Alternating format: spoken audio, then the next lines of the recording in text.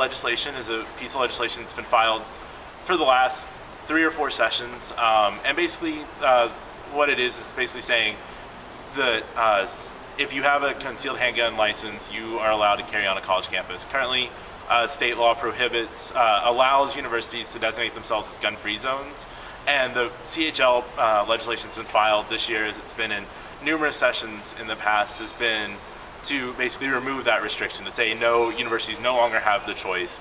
They have to let concealed handgun license holders come in. One of the good things about having more CHL holders on a campus is if in the case of a school shooting or workplace violence, if you want to say it that way, a CHL holder, his responsibility is to protect himself. But in the case of something happening, he has the ability to protect other people, not as a police force, but as a reactionary force to neutralize a threat.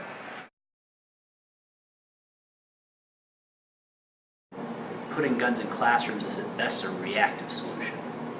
You're still going to have shootings. Maybe you reduce the death toll, but and it's a very small maybe in my personal opinion. It's a matter of seconds, not minutes. Since police, they have response time and everything like that, there'd be less damage done to other individuals. And that panel specifically recommended against allowing guns in classrooms, but they produced a list of 70 other recommendations that have pretty much gone unheeded by the Texas legislature. I've talked to a lot of students about this issue, and a lot of students are uncomfortable with carrying guns in classrooms or with the idea that other people might be carrying guns, whether it's endorsed by the law or not. But they say that if this bill does pass, that they will go get CHLs because otherwise that's the only way that they'll feel safe. I've heard statistics tossed around. A lot of people say, oh, well, that excludes 95% of students. That's actually false. According to the Texas Higher Education Coordinating Board, something like 55% of students at Texas higher education institutions are over 21. So it would actually be a majority of students.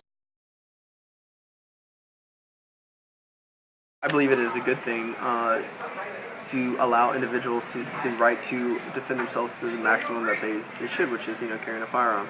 I think that they believe that it really is just about personal self-defense. And when you take a CHL class, that's what they teach you, that it's just about personal self-defense.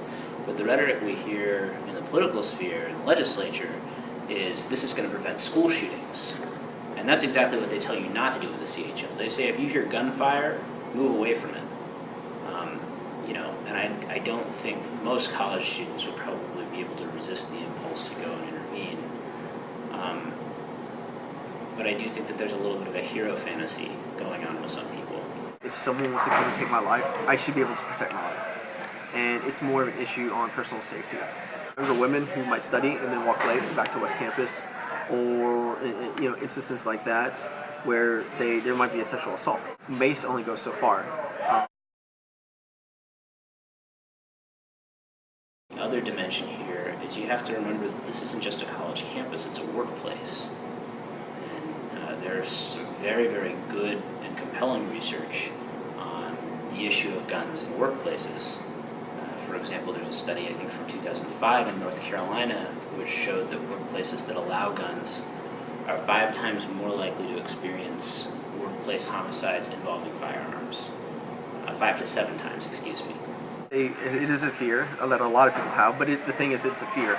CHL holders, people who honestly go out there, go through the classes, do the necessary steps to conceal carry, are 5 times less likely to ever commit any type of crime with a handgun.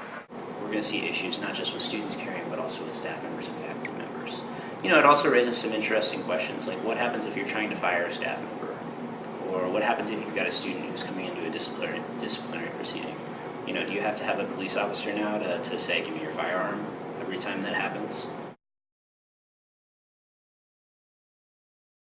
If that institution feels that that's the best policy for student safety, we need to trust the judgment of those students, those faculty members, those university administrators, and those security professionals who've made that decision.